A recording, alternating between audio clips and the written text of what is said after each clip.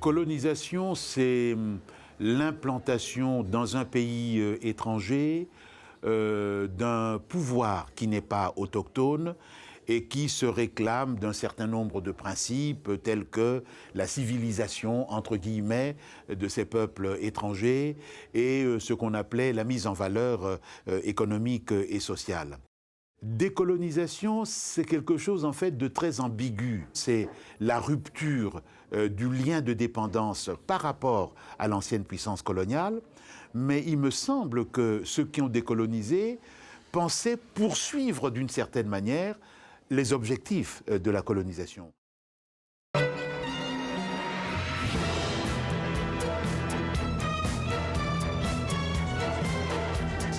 Ich bin ein Berliner.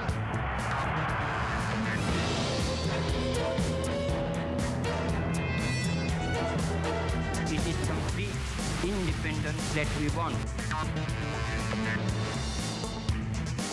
I have a dream.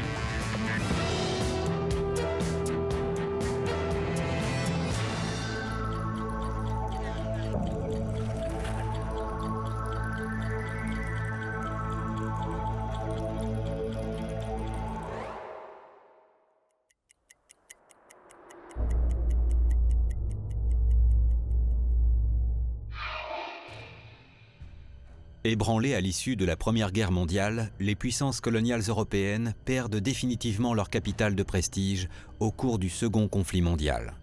Partout émergent des mouvements nationalistes de plus ou moins grande ampleur, soutenus pour la majorité d'entre eux par l'URSS et bénéficiant d'une audience internationale grâce à la tribune de l'ONU. C'est en Asie que se produit la première grande vague de décolonisation.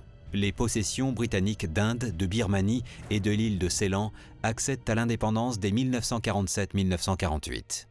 Cependant, à l'exception de la Grande-Bretagne, les puissances coloniales européennes rejettent l'idée d'émancipation. Les Pays-Bas engagent des opérations de maintien de l'ordre en Indonésie, qui n'empêchent pourtant pas les anciennes Indes néerlandaises de recouvrer leur autonomie à la fin des années 40. En Indochine, la France doit faire face à une guerre longue de 8 années, qui s'achève par la défaite de Dien Bien Phu en 1954. Les pays d'Afrique sont les derniers à s'émanciper.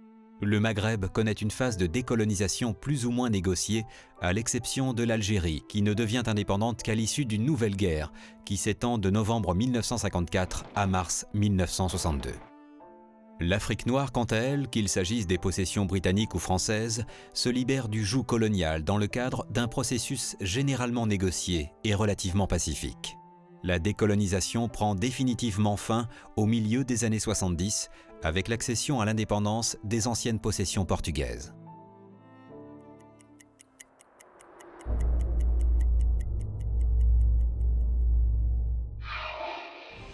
Vaincues militairement dès 1940 pour certaines, acculées à la défensive et menacées d'invasion pour d'autres, les puissances coloniales sortent profondément affaiblies du second conflit mondial. Il leur faut tout à la fois reconvertir leur infrastructure industrielle, remettre sur pied leurs économies et reconstruire des villes et des régions parfois entièrement dévastées. Plus encore qu'en 1918, la guerre a définitivement fait perdre aux États européens le capital de prestige dont ils bénéficiaient dans le monde depuis près de 4 siècles.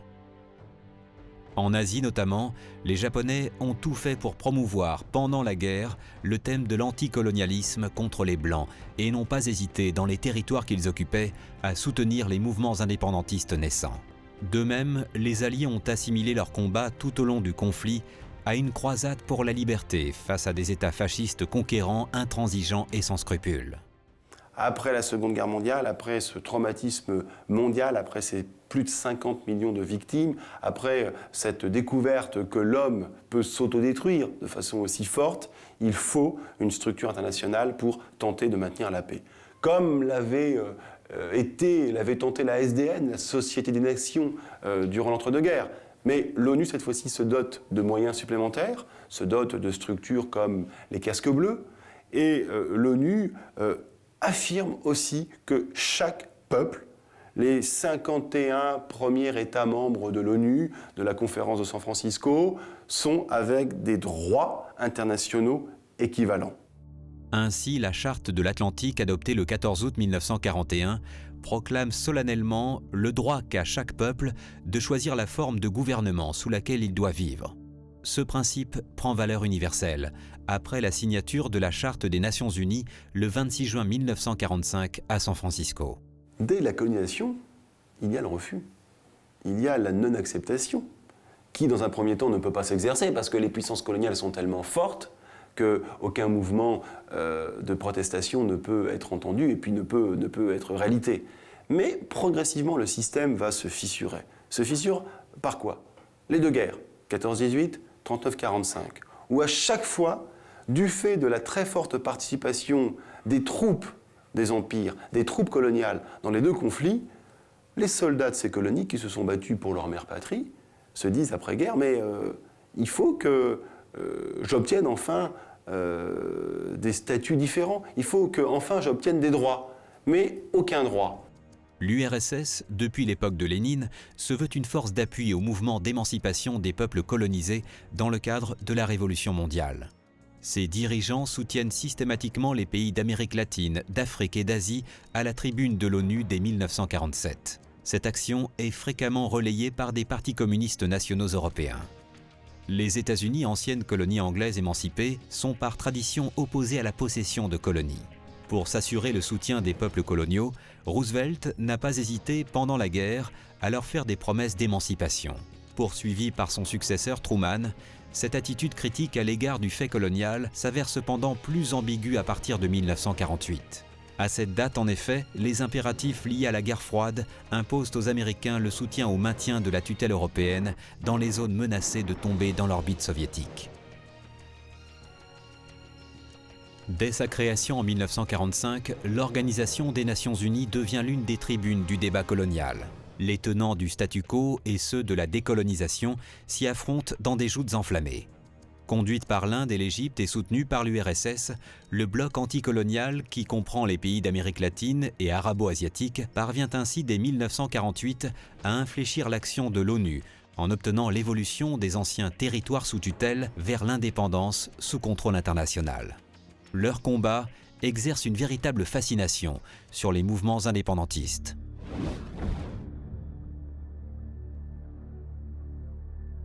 C'est en Asie que les conséquences du courant anticolonial né de la Seconde Guerre mondiale se font le plus immédiatement sentir. En 1945, le principe de l'indépendance de l'Inde, fleuron de l'Empire britannique, est acquis. C'est au début 1946 que le gouvernement travailliste prend la décision d'aller très rapidement vers l'indépendance. À l'époque, il la fixe pour 1948, ce qui paraît déjà extrêmement accéléré comme processus. Mais comme ensuite les négociations vont être bloquées à la suite des divergences, en particulier entre le Congrès et la Ligue musulmane, on va accélérer les choses à partir de l'arrivée de Mountbatten comme dernier vice-roi en mars 1947. Et on va faire cette décolonisation dans une extraordinaire précipitation, puisque Mountbatten arrive en mars, et que le 15 août 1947, l'Inde et le Pakistan sont devenus deux États indépendants. D'une façon générale, les Britanniques préfèrent éviter l'épreuve de force et s'attachent à concilier l'octroi de l'autonomie interne et le maintien de leur influence, notamment dans le domaine économique. C'est-à-dire que la colonisation a changé de visage. Au lieu d'être une colonisation où je prends ce qui m'intéresse et je pars avec, maintenant c'est l'agent commercial qui arrive avec sa petite sacoche, sa belle cravate et son costume 3 pièces et qui vient faire du négoce. Les colonies anglaises d'Asie du Sud se voient ainsi proposer l'indépendance en échange de leur adhésion au British Commonwealth of Nations. Cette association, créée en 1926, est ouverte à toutes les anciennes colonies britanniques et permet au Royaume-Uni de conserver des liens très étroits avec ces dernières, tant du point de vue de la politique étrangère que des questions militaires et économiques. La Birmanie accède à l'indépendance en 1947, mais contrairement à l'Inde et au Pakistan, refuse d'intégrer le Commonwealth. L'année suivante, c'est au tour de l'île de Ceylan de recouvrer son autonomie dans le cadre d'un self-government intégré au Commonwealth. En Malaisie, les Britanniques adoptent une politique plus ambiguë. Désireuse de conserver la haute main sur les richesses naturelles du pays en étain et en caoutchouc, la Grande-Bretagne s'efforce de maintenir l'essentiel de son pouvoir en place. Cette intransigeance est à l'origine d'un long conflit entre le Royaume-Uni et les nationalistes malais soutenus par le Parti communiste local. Si la fédération malaise devient indépendante dès 1947, ce n'est qu'en août 1957 que le protectorat britannique sur ces États est définitivement abrogé. Détaché de la Malaisie en 1946, Singapour devient également un État constitué en juin 1958. Si l'on accepte la Grande-Bretagne, toutes les autres nations coloniales européennes sont convaincues, à l'issue de la Seconde Guerre mondiale, que la perte de leurs possessions signifierait la fin de leur statut de grande ou moyenne puissance.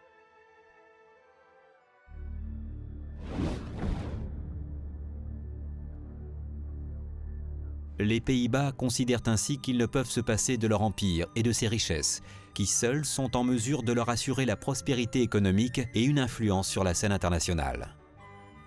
Les troupes néerlandaises débarquent à l'automne 1945 en Indonésie, dont l'indépendance avait été proclamée le 17 août précédent par un groupe nationaliste mené par l'ingénieur Sukarno. Sukarno a été en fait très proche des Japonais pendant la guerre et qu'il a utilisé en fait de façon très habile la présence japonaise pour se renforcer face aux Néerlandais avant de proclamer l'indépendance justement au moment de la capitulation japonaise. Le gouvernement hollandais accepte pourtant de négocier, tout en cherchant à reprendre le contrôle du pays. Certains milieux d'affaires hollandais avaient des intérêts importants dans la future Indonésie. On l'a dit, pour beaucoup de Néerlandais, la grandeur du pays dépend essentiellement de cette puissante et riche colonie. Il y a aussi un autre facteur qu'il faut prendre en compte, je pense, pour l'Indonésie, c'est un réseau d'îles, des dizaines et même des centaines d'îles, et il est probable, en tout cas les Hollandais ont avancé cet argument, qu'ils ne souhaitaient pas se retirer sans que les minorités fussent assurées que leurs droits seraient respectés.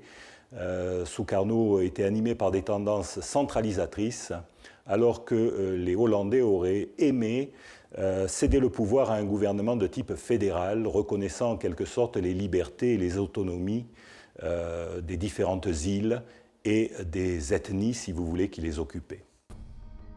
Par les accords du 16 novembre 1946, les Pays-Bas reconnaissent le nouveau régime de Java et Sumatra et admettent la constitution des États-Unis d'Indonésie associés aux Pays-Bas. Mais en juillet 1947, les soldats hollandais envahissent Java et Sumatra et arrêtent en décembre de l'année suivante les dirigeants nationalistes. Tandis que la guérilla s'organise, les pressions internationales venues de l'ONU, des pays asiatiques, des États-Unis et de l'Union soviétique contraignent les Pays-Bas à reculer.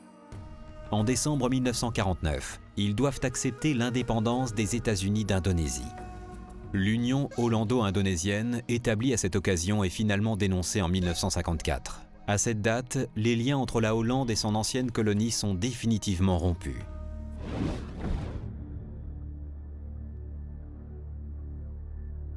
Mais c'est en Indochine que se déroule le premier grand conflit de décolonisation.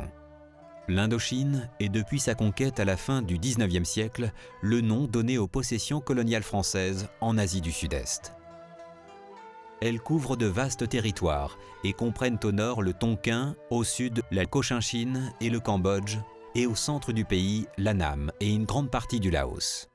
Jusqu'en 1930, l'administration française tente de mettre le pays en valeur en développant les industries et quelques cultures spécifiques comme celle de l'EVA. Elle recrute de nombreux travailleurs indigènes, soumis à des conditions de travail déplorables.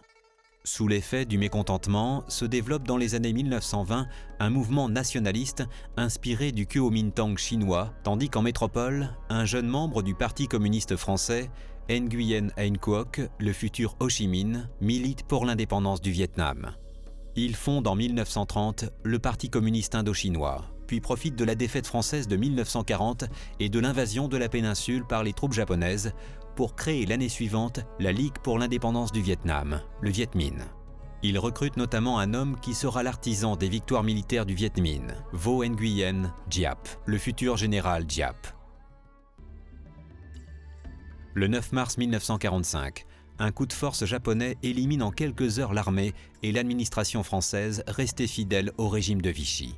L'empereur Bao Dai dénonce le traité de protectorat avec la France et se rallie à la Grande Asie orientale placée sous la coupe du Japon. Mais la capitulation du Japon en août 1945 laisse le champ libre à Ho Chi Minh et à ses compagnons. Le leader communiste indo-chinois proclame ainsi le 2 septembre 1945 l'indépendance du Vietnam et la naissance de la République démocratique. Un gouvernement provisoire du Viet Minh, appuyé par les Américains, s'installe sous la présidence d'Ho Chi Minh, contraignant Bao Dai à l'abdication.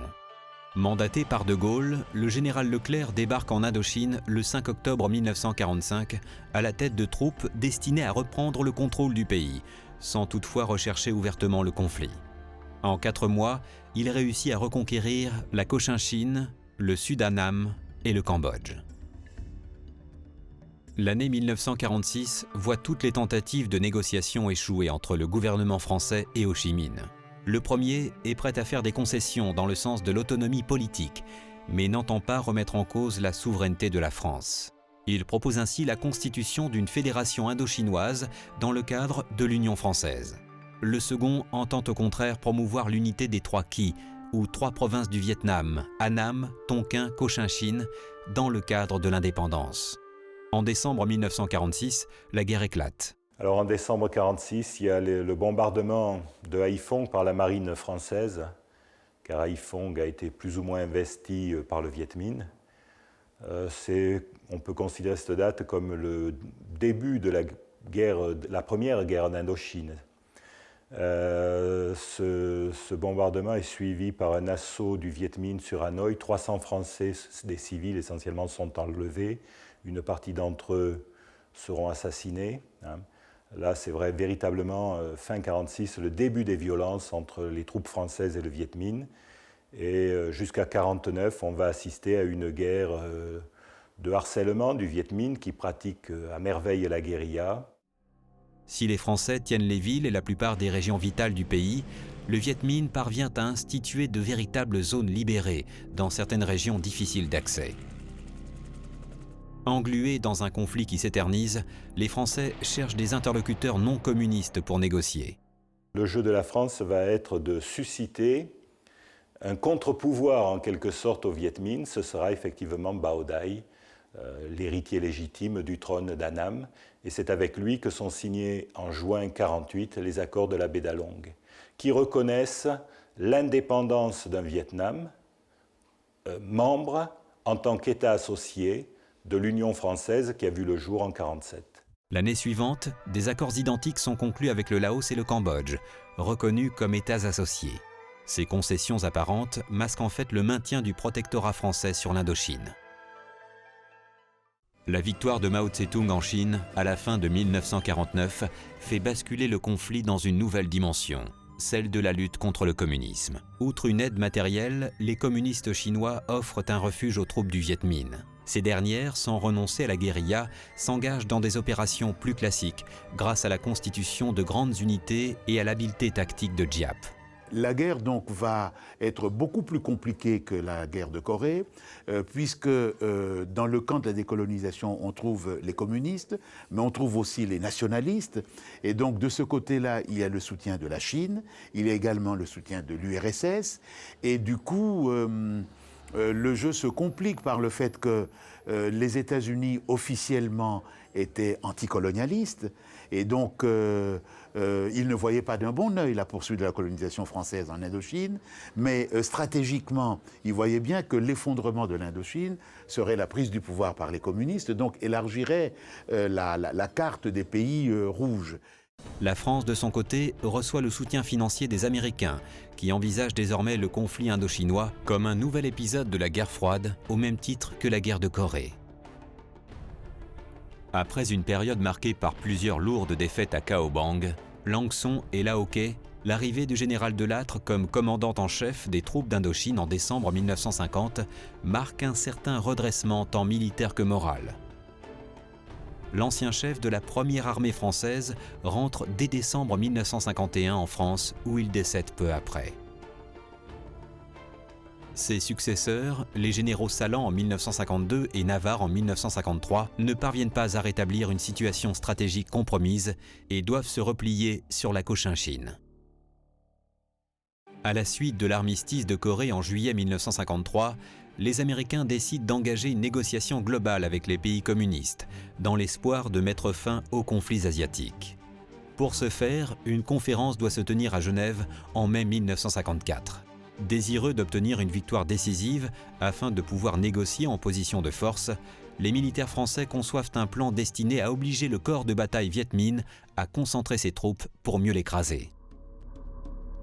La cuvette stratégique de Dien Bien Phu, dans le Haut-Tonkin, est transformée en véritable camp retranché.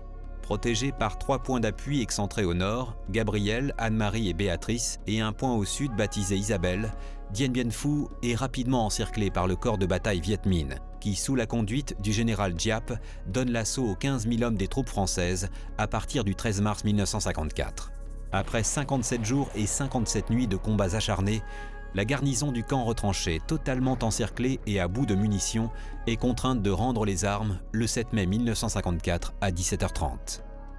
Cette défaite sonne définitivement le glas des ambitions françaises en Extrême-Orient et provoque un choc psychologique considérable dans l'opinion française. La conférence réunie à Genève se conclut par des accords signés par Pierre Mendès France, président du Conseil français, le 21 juillet 1954, qui mettent fin à la guerre d'Indochine. Cette conférence est fameuse parce qu'il y a là les deux belligérants, la France et le Vietnam, mais il y a aussi dans ce contexte de la guerre froide les deux puissances qui sont face à face, États-Unis et URSS, et changement de décor. La Chine est également présente.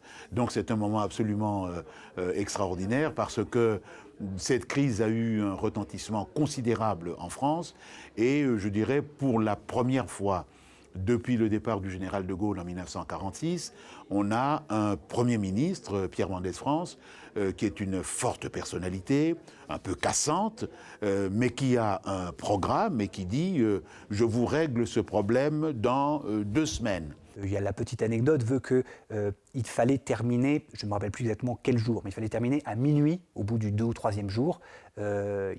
Pour qu'on termine le mois, il fallait qu'à minuit pile, tout soit signé. Et mon grand-père a obligé tout le monde à rester au sein de cette commission où les choses se discutaient, jusqu'à ce que les choses soient signées. Ils sont restés, je crois, jusqu'à 2 ou 3 heures du matin, mais ils ont antidaté la signature finale, pour qu'elle soit à minuit ou minuit moins 5 et qu'on reste effectivement dans les délais. La raison et la paix l'ont emporté. Après des journées et des nuits de dures négociations, chargées tantôt d'anxiété et tantôt d'espoir, le cessez-le-feu a été signé. Tandis que le Laos et le Cambodge deviennent indépendants, le Vietnam est partagé en 2 États de part et d'autre du 17e parallèle. Au nord, la République démocratique soutenue par la Chine et l'URSS. Au sud, un gouvernement pro-américain. Des élections sont prévues en 1956 en vue de la réunification du pays. Elles n'auront jamais lieu. À partir de 1957, commence l'engrenage politico-militaire qui débouchera sur une seconde guerre d'Indochine opposant communistes et nationalistes pro-américains.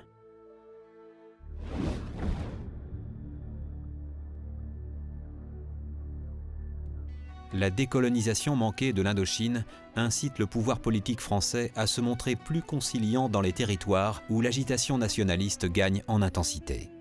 Dans le protectorat de Tunisie notamment, les troubles se multiplient depuis 1952.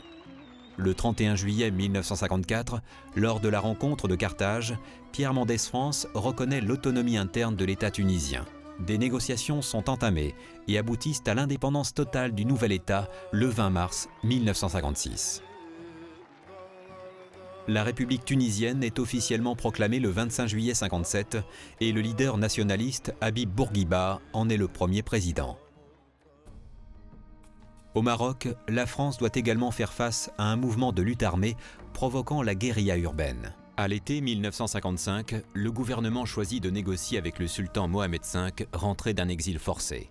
Le statut de protectorat est progressivement aboli et l'indépendance du Maroc est officiellement proclamée le 2 mars 1956. Le recul des gouvernements de la 4e République en Tunisie ne pouvait qu'encourager l'agitation des nationalistes algériens.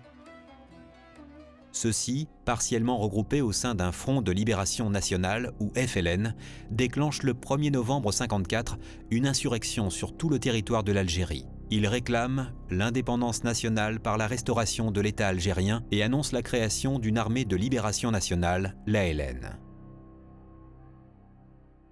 Eux ont tiré la leçon. Dien Bien Phu est de 54 et la révolution commence en 54. Bon. Ils se sont dit, ce que les Vietnamiens ont fait, on peut le faire. Bon. Tandis que la 4e République, M. Mitterrand a tenu ce discours guerrier. On ne négocie pas, on fait la guerre. Bon, il a fait la guerre. Et si De Gaulle n'était pas revenu, ça aurait fait comme en Indochine. Ça aurait duré des années et des années jusqu'à un nouveau Dien Bien Phu. Ces événements marquent le début de la guerre d'Algérie. La réaction française se veut d'une exceptionnelle fermeté. Pour les responsables politiques tels Pierre Mendès France ou le ministre de l'Intérieur François Mitterrand, l'Algérie, formée de 3 départements et peuplée par près d'1 million d'Européens, c'est la France. Pourquoi on ne parle pas de la guerre d'Algérie à l'époque? Il faut se rappeler que l'Algérie, ce n'est pas un autre pays que la France, c'est la France. Alors c'est comme si on disait, il y a une insurrection dans la Creuse, est-ce qu'on parlerait d'une guerre si les gendarmes vont réprimer cette insurrection? Alors on aurait pu parler de guerre civile. Je crois surtout que c'était une raison psychologique, c'est que le pouvoir n'avait pas du tout envie de perdre la face et de se sentir justement acculé à une guerre. Et parfois, ne pas dire les mots, ça permet de se cacher la réalité des choses. Vous avez en Algérie les pouvoirs spéciaux. Les pouvoirs spéciaux, on donne à l'armée un pouvoir de police. L'armée n'est pas faite pour la police. L'armée est faite pour faire la guerre. Elle n'est pas faite pour interroger les prisonniers. On refuse aux prisonniers le statut de prisonnier de guerre. Aujourd'hui, on nous dit que c'était la guerre. Mais à l'époque, on appelait ça les événements d'Algérie. Le prisonnier n'avait pas droit à la protection des conventions de Genève et il n'avait pas droit à la protection du malfrat de droit commun. Le 1er décembre débarquent à Alger les premiers renforts militaires. Les massacres dans le nord constantinois à l'été 1955 conduisent à une intensification du conflit. La politique d'intégration et de réforme prônée par le gouverneur général Jacques Soustelle passe alors au second plan. Le rappel des réservistes et le maintien de plusieurs classes d'appelés sous les drapeaux font passer les effectifs affectés en Algérie de 200 000 à 400 000 hommes en 1956. Cette priorité donnée à l'action militaire se traduit par la transformation progressive de l'Algérie en une véritable province militaire. En 1954, la situation explose. Il y a une série d'attentats commis par des Algériens qui réclament l'indépendance, qui ont un peu accentué leurs revendications, parce que personne ne les écoutait, et qui, à la novembre 1954, déclenchent toute une série d'attentats contre des Français extrêmement meurtriers, et c'est le début d'un engrenage. En 1957, la bataille d'Alger, destinée à faire face au terrorisme urbain, dure plusieurs mois et provoque une escalade de la violence. Le 13 mai, il y a une énorme manifestation des Français d'Algérie à Alger, sur la grande place du Forum. Et ces Français, tout simplement, ont une revendication alors très simple, c'est qu'ils ne veulent pas du nouveau Premier ministre, du nouveau président du Conseil que la France veut mettre à la tête du gouvernement, qui s'appelle Pierre Pflimlin. Il a également un drôle de nom. Et ce Pierre Pflimlin, il a la particularité de s'être prononcé en faveur d'une solution négociée pour l'Algérie. Il n'a pas prononcé le mot d'indépendance. Il a juste dit solution négociée. Mais ça sous-entend que l'on pourrait mettre un terme à la guerre en Algérie en trouvant une solution qui plaise aux indépendantistes. Revenu au pouvoir, à la faveur du mouvement du 13 mai 1958, déclenché par l'armée et les Européens d'Algérie, le général de Gaulle propose vainement au FLN une reddition honorable, la paix des braves. Pourquoi finalement, dès septembre 1959, change-t-il de politique et parle-t-il d'autodétermination? Et pourquoi va-t-il progressivement acheminer l'Algérie vers l'indépendance? Parce qu'il a compris que la guerre d'Algérie était ruineuse pour la France. D'un point de vue financier, c'est un gouffre, et économique, mais également parce qu'elle atteint gravement le prestige de la France dans le monde. En septembre 1959, il reconnaît le droit de l'Algérie à l'autodétermination, avant de se résoudre à ouvrir l'année suivante des pourparlers de paix avec le FLN. Cette problématique algérienne, De Gaulle la résoudra, si je puis dire, par un moyen qui est peut-être contestable, mais qui reste le moyen le plus légitime, qui reste le référendum. Il fait un référendum en disant est-ce que vous souhaitez ou non rester au sein de la France. Je rappelle entre-temps qu'il a mis en place l'Union française dans cette constitution de 1958 où il met en place effectivement l'équivalent du Commonwealth pour la France, l'Union française. Et à ce référendum, on le sait, la réponse sera non.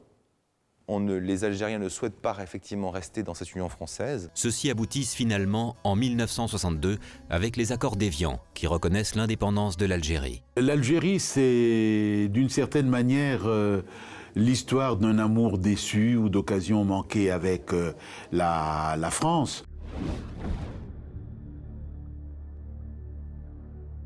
La première étape, qui doit conduire à la décolonisation de l'Afrique noire française, a lieu 1 an avant la défaite de l'Allemagne nazie à Brazzaville, au Congo. C'est le chef de la France libre, le général de Gaulle, qui la convoque. Elle rassemble, du 30 janvier au 8 février 1944, les gouverneurs généraux et les gouverneurs des colonies françaises d'Afrique noire et de Madagascar, et est présidée par le commissaire national aux colonies, René Pleven. La Seconde Guerre mondiale rend inévitable une transformation profonde des structures coloniales, et le général souligne dans son discours d'ouverture la nécessité d'amener les Africains à participer à la gestion de leurs propres affaires, mais avec une restriction importante: toute possibilité d'autonomie ou de self-government ainsi que toute évolution politique en dehors de la France est à écarter. De Gaulle se retire de la politique en 1946 et entame ce qu'il appelle sa traversée du désert qui va durer 12 ans. Ce sont les événements d'Afrique du Nord et l'émergence des pays du tiers-monde qui contribuent à l'éveil des nationalismes en Afrique noire dans les années 50. Dans les possessions françaises, la marche vers l'indépendance est généralement consécutive d'une démarche progressive et pacifique. À la fin des années 40, ceux qui croient à l'indépendance, c'est quelqu'un comme Léopold Sédar Senghor qui explique que la vocation de l'Afrique est de devenir indépendante un jour. Mais tous ces gens étaient très liés au Parti français. Senghor était très proche de la SFIO. Félix Houphouët-Boigny a été d'abord très proche de Thorez et du Parti communiste avant de se rallier à l'UDSR, l'Union démocratique et socialiste de la résistance de François Mitterrand. Ils étaient députés au Palais Bourbon ou membres du Conseil de la République, donc sénateurs. Enfin, ils étaient dans la politique française. Et on pourrait même dire qu'ils étaient dans la cuisine de la politique française. Et donc, en fait, c'est la guerre d'Algérie d'une part, et le retour du général de Gaulle, d'autre part, qui va précipiter ce mouvement pour l'indépendance. Le processus s'accélère à partir de juin 1956, date à laquelle est votée par le Parlement français la loi cadre Defferre, qui institue une vie politique autonome dans les territoires d'outre-mer. 2 ans plus tard, le général de Gaulle leur offre le choix entre 3 options: le statu quo colonial, la sécession ou l'indépendance, tout en conservant des liens de coopération avec la France. En 1960, toutes les anciennes colonies d'Afrique noire choisissent la dernière solution, à l'exception de la Guinée qui s'est proclamée indépendante dès octobre 1958. Les colonies britanniques d'Afrique noire accèdent elles aussi à l'indépendance au terme d'un processus pacifique. Dès 1957, l'ancien protectorat du Gold Coast retrouve son autonomie, bientôt suivie par le Kenya, la Tanzanie et l'Ouganda au cours des années 60. En Afrique anglaise, il y a le fait d'abord que beaucoup de soldats, on voit d'ailleurs aujourd'hui que dans les grandes capitales de l'Afrique anglophone, la plupart des camps militaires s'appellent Burma Camp, camp Birmanie. Donc là, beaucoup de ces soldats ont été en Asie. Donc ils avaient en tête, depuis 1946-47, l'indépendance de l'Inde. Pourquoi les Indiens? Pourquoi pas nous? La plus vaste de toutes les colonies européennes en Afrique, le Congo belge, comme les autres possessions de la Belgique, Rwanda et Burundi, connaissent pour leur part une évolution plus chaotique. Se refusant longtemps à admettre toute idée d'indépendance, les responsables politiques belges favorisent l'émergence au sein de leur empire de mouvements extrémistes dont le leader le plus connu est Patrice Lumumba. Après avoir tenté l'épreuve de force en réponse à de nombreuses émeutes, le gouvernement belge se voit contraint d'accorder l'indépendance à ses possessions coloniales dans un contexte de totale impréparation. Ainsi, le Congo, devenu indépendant en juin 1960, bascule très vite dans des conflits ethniques qui jalonneront toute son histoire pendant plusieurs décennies. Les ultimes soubresauts de la décolonisation interviennent dans les années 70 au sein des provinces portugaises, c'est-à-dire la Guinée-Bissau, le Mozambique, l'Angola et le Cap-Vert. Le Portugal s'épuise à maintenir sa présence sur ces territoires africains jusqu'en 1975. La décolonisation de l'Empire portugais est non seulement tardive, mais est aussi l'une des plus tragiques. Le gouvernement portugais va se recroqueviller et s'entêter sur un refus total de négociation et va se lancer dans une politique de lutte à mort envers tout mouvement qui tente à critiquer sa domination dans ses colonies. Ce n'est finalement qu'avec l'effondrement de la dictature du général Salazar et l'installation d'une démocratie au Portugal que ces dernières colonies européennes sont émancipées. Des hommes ont été les grands acteurs de cette époque. Qui sont-ils ?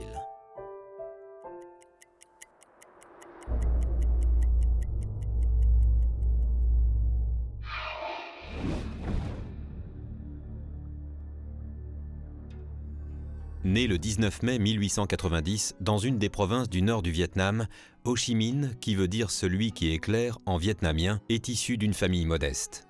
Une fois ses études achevées, il part pour l'Europe en 1910. Il séjourne en France et en Angleterre, où il rencontre les dirigeants socialistes de l'époque. Il adhère aux thèses du futur Parti communiste français lors du congrès de Tours en 1920. Après plusieurs voyages en Union soviétique, il fonde en 1930 le PCI, le Parti communiste indo-chinois. Aidé par l'URSS, il développe les réseaux nationalistes au Vietnam. En 1941, il crée la Ligue pour l'indépendance du Vietnam, dont l'abréviation va devenir célèbre, le Viet Minh. Il lutte tout à la fois contre la présence française et l'occupant japonais jusqu'en août 1945. Le 2 septembre 1945, il proclame l'indépendance du pays et la création de la République démocratique du Vietnam. Le retour des forces françaises fin 1945 sous la conduite du général Leclerc crée une situation tendue entre les dirigeants vietnamiens et l'administration française. En 1946, l'échec des négociations de Dalat puis de Fontainebleau plonge le pays dans le conflit. 8 longues années de guerre suivent, avec des revers de fortune pour chaque camp. En mai 1954, la chute du camp retranché de Dien Bien Phu sonne le glas des espoirs français. Ho Chi Minh a gagné. La conférence de Genève partage le Vietnam en 2 entités de part et d'autre du 17e parallèle. Au nord, la République démocratique du Vietnam et au sud, un État indépendant pro-occidental. Il reprend les armes contre les États-Unis à partir de 1963 dans le cadre de la guerre dite du Vietnam. Ho Chi Minh meurt en pleine guerre le 3 septembre 1969, laissant le Vietnam orphelin. L'oncle Ho, comme le baptisent affectueusement ses compatriotes, demeure le père du Vietnam moderne.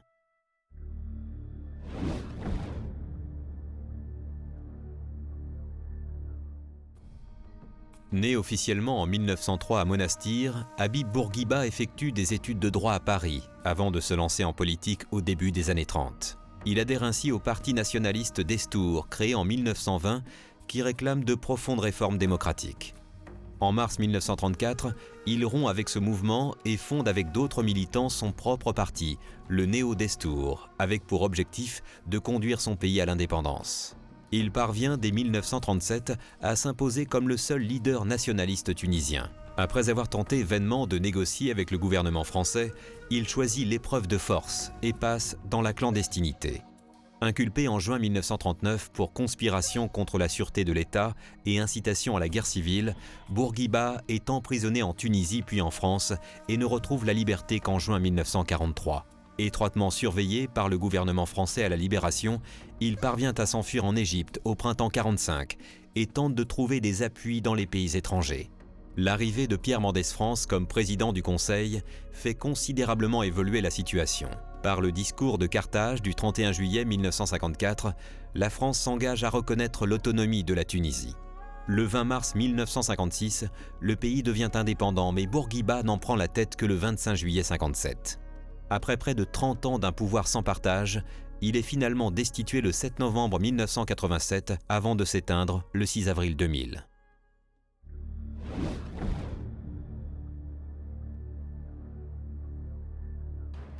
Né le 2 juillet 1925 à Onaloa, dans ce qui est alors le Congo belge, Patrice Lumumba est le fils d'un paysan pauvre.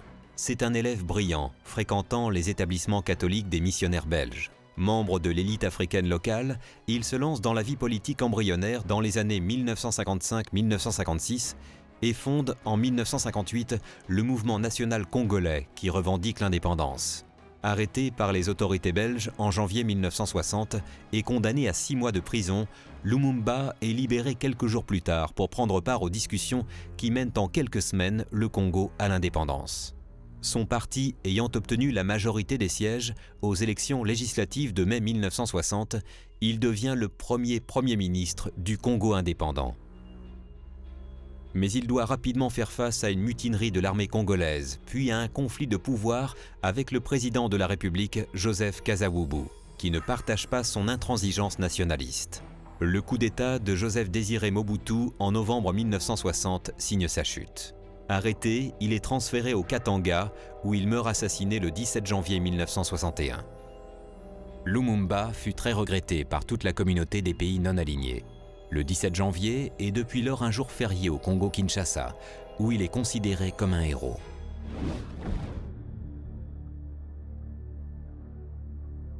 Philippe de Hautecloque naît le 22 novembre 1902 dans une famille de la bourgeoisie picarde. Sorti de Saint-Cyr en 1924, il participe à la fin de la pacification du Maroc en 1926. En 1940, il rejoint le général de Gaulle à Londres pour continuer la lutte avec les forces françaises libres. Afin de protéger sa famille restée en France, il change de nom et se fait appeler Leclerc.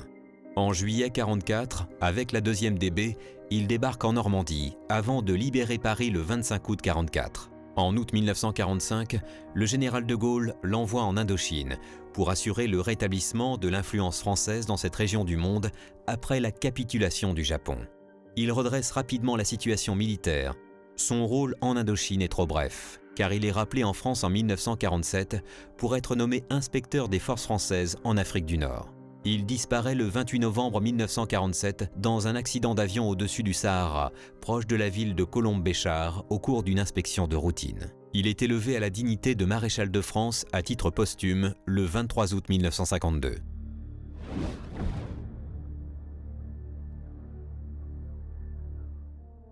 Né le 2 février 1889, Jean Delattre de Tassigny est issu d'une vieille famille bourgeoise du nord de la France. Il rejoint les forces françaises libres à Londres en 1943 à la suite de l'invasion de la zone libre. Delattre représente la France lors de la signature de la capitulation des armées allemandes le 8 mai 1945. En décembre 1950, il part pour l'Indochine comme commandant en chef du corps expéditionnaire français en Extrême-Orient, avec pour mission de renverser le cours des événements en faveur de la France. Habile négociateur, très aimé de ses hommes et excellent tacticien, il parvient à mettre en place une armée nationale sud-vietnamienne et à remporter plusieurs victoires sur les forces armées du général Giap. Épuisé par des années de lutte et très affecté par la mort au champ d'honneur de son fils en Indochine, il rentre en France où il décède le 11 janvier 1952. Celui qui a été surnommé le roi Jean est élevé à la dignité de maréchal de France à titre posthume lors de ses obsèques le 15 janvier 1952.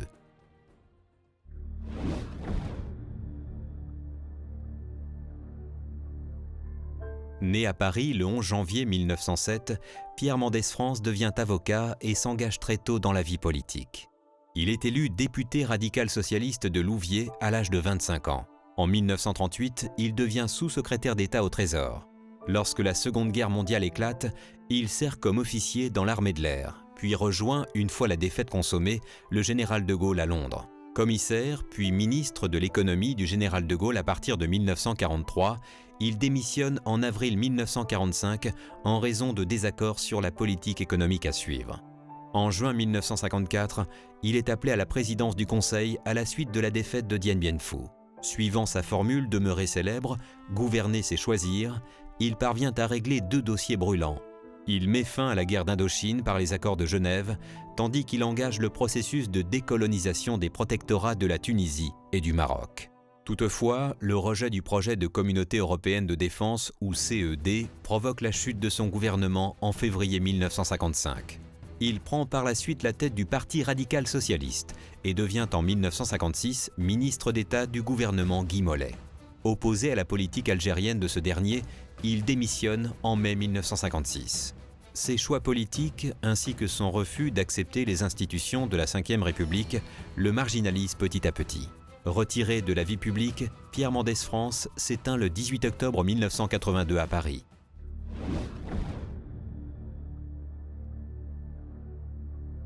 L'avènement à l'indépendance des anciennes populations colonisées trouve son symbole dans la conférence tenue à Bandung, en Indonésie, du 18 au 24 avril 1955. Convoquée à l'invitation de 5 pays asiatiques, l'Inde, l'Indonésie, le Pakistan, Ceylan et la Birmanie, elle réunit 24 autres participants, parmi lesquels les 2 Vietnams, la Chine, le Japon, l'Égypte, la Libye et le Libéria. Les délégués des pays présents, pour la plupart d'anciennes colonies ou protectorats, condamnent à l'unanimité le colonialisme ainsi que la ségrégation raciale et s'accordent sur la nécessité d'une assistance mutuelle dans les domaines techniques et économiques. À cet égard, la conférence de Bandung est marquée par l'émergence du tiers-monde sur la scène internationale. Le leader indien Nehru, soutenu par l'Égyptien Nasser, plaide notamment pour la création d'une 3e force internationale face aux 2 grands, qui regrouperait les pays afro-asiatiques. L'heure est au débat sur le non-alignement et le neutralisme. Mais certains pays, comme le Pakistan ou la Turquie, souhaitent conserver une alliance militaire avec les États-Unis. Un compromis est finalement trouvé avec la rédaction d'une charte sur la coexistence pacifique qui n'exclut pas la possibilité pour les pays signataires de nouer des alliances militaires.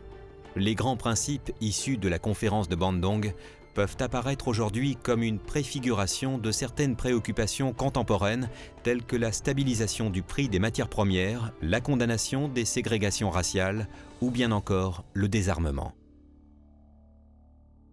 On commence à comprendre là ce que M. Védrine exprime un jour dans un propos. Il y a 1 milliard d'Occidentaux et 5 milliards d'autres êtres humains. Il faut en tirer la conséquence.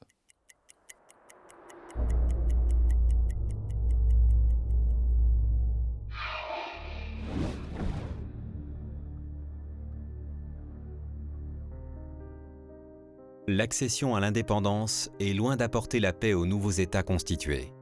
L'esprit de la conférence de Bandung avait pourtant fait naître de grands espoirs, avec notamment la perspective de la constitution d'un nouvel acteur international, le tiers-monde, se voulant non aligné sur les 2 grands.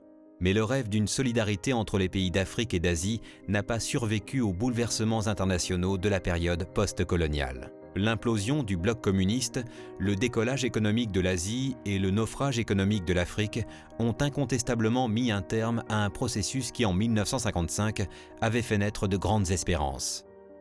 Par ailleurs, les frontières dans lesquelles s'inscrivent les nouveaux États sont directement issues de la période coloniale. Dans la plupart des cas, en effet, les réalités ethniques, religieuses et historiques n'avaient pas été prises en compte par les Européens. Ces derniers parvenaient par la force à maintenir une cohabitation entre ces diverses populations qui s'avère très rapidement impossible à maintenir. Dans certaines zones comme au Pakistan ou en Indonésie, des conflits ne tardent pas à éclater. Le départ des Européens laisse par ailleurs ces nouveaux États complètement démunis face aux impératifs liés à l'exercice du pouvoir. Ils sont ainsi pratiquement totalement dépourvus de cadres et d'élites capables d'organiser le bon fonctionnement politique et administratif du pays.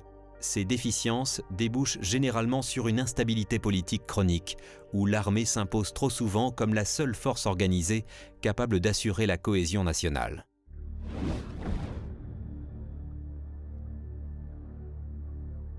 Je prends un pays comme l'Inde. C'est devenu une des grandes puissances mondiales. La Chine était dans un état de semi-colonie avec ses concessions internationales. Bon. La Chine est devenue aujourd'hui, peut-être dans quelques dizaines d'années, la puissance numéro 1 dans le monde. Les pays africains, c'est plus lent. L'indépendance est arrivée beaucoup plus tard. Mais on ne sait pas. Les jeunes États nés de la décolonisation éprouvent d'énormes difficultés à sortir d'une économie traditionnelle agricole basée sur l'autosubsistance pour mettre en place l'infrastructure et les installations industrielles nécessaires à leur développement. Leurs besoins en capitaux les conduisent très vite à solliciter des aides financières auprès des anciens pays colonisateurs. Ces pratiques ouvrent la voie au phénomène du néocolonialisme, qui s'exerce au profit des grands pays industriels et de certaines de leurs entreprises. Dans ce contexte, les populations des pays émergents continuent à vivre dans une grande misère, qu'une croissance démographique galopante ne fait qu'aggraver.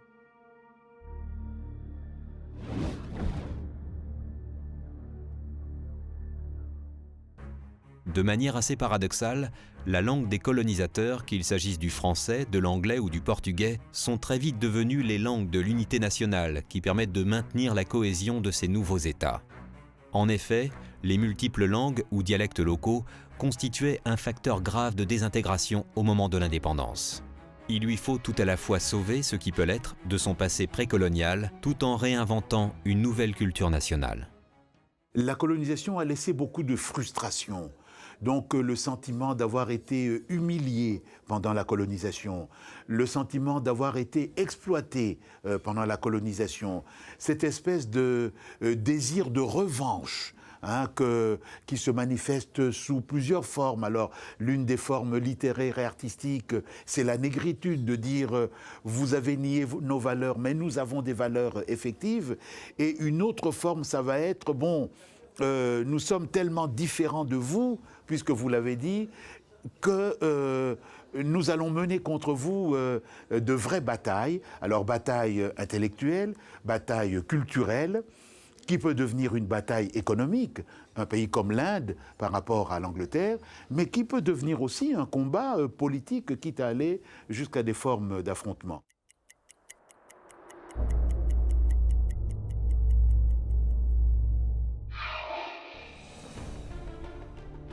Depuis le XVIe siècle jusqu'au seuil du XXe, le rayonnement et la domination de l'Europe sur le monde n'ont jamais cessé de progresser. Cette suprématie sort affaiblie du premier conflit mondial qui voit émerger dans la plupart des colonies des idées d'émancipation. La Seconde Guerre mondiale fait définitivement perdre aux puissances coloniales le capital de prestige acquis bien souvent par la force. En outre, les deux grands vainqueurs de la guerre, soviétiques et américains, sont hostiles au fait colonial. Les premiers qui prônent la révolution mondiale se présentent comme des champions de l'anticolonialisme. Les seconds défendent le droit des peuples à choisir leur forme de gouvernement.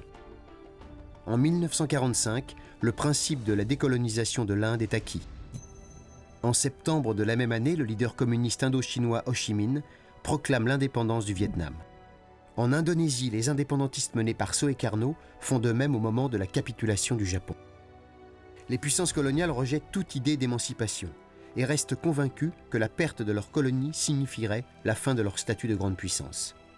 Seul le Royaume-Uni est ouvert à des négociations, tout en cherchant à sauvegarder son influence, notamment en matière économique. Dès 1947, l'Inde accède à l'indépendance à l'issue d'un difficile processus qui aboutit à la naissance de deux États, l'Union indienne et le Pakistan. En Birmanie, à Ceylan et en Malaisie, les Britanniques s'efforcent de concilier l'octroi de l'autonomie interne et le maintien de leurs intérêts. La France, comme les Pays-Bas, doivent faire face à des conflits. En Indonésie, les troupes hollandaises mènent des opérations de police qui ne font que reculer l'échéance. En 1954, plus aucun lien ne subsiste entre les Pays-Bas et leur ancienne colonie. En Indochine, l'armée française est engagée dans un conflit localisé qui s'internationalise à partir de 1950, avec le soutien des Chinois au Viet Minh et l'aide financière des Américains à la France. La défaite de Dien Bien Phu sonne le glas de la présence française en Extrême-Orient, tandis que les accords de Genève de juillet 1954 débouchent sur une paix fragile. L'Afrique devient à partir du milieu des années 50 le nouvel espace géographique sur lequel se développe la deuxième grande vague de décolonisation. En 1956, les deux protectorats français du Maroc et de la Tunisie accèdent à l'indépendance. L'Algérie, pour sa part, n'accède à la souveraineté qu'après 8 ans d'une guerre douloureuse et fratricide. A contrario, l'indépendance de l'Afrique noire française résulte d'une démarche relativement pacifique et progressive qui s'achève en 1960. Dans les territoires d'Afrique noire soumis à la domination britannique, le processus de décolonisation s'opère sans heurts. Les séquelles de la colonisation entravent pour de longues années le développement économique des nouveaux États pour lesquels se pose le difficile problème de l'unité.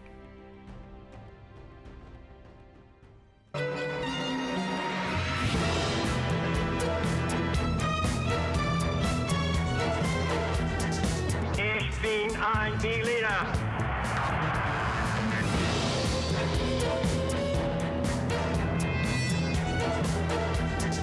Power that pervades everything.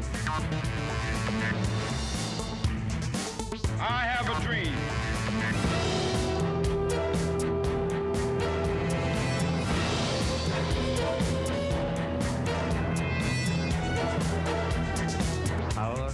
that pervades everything. I have a dream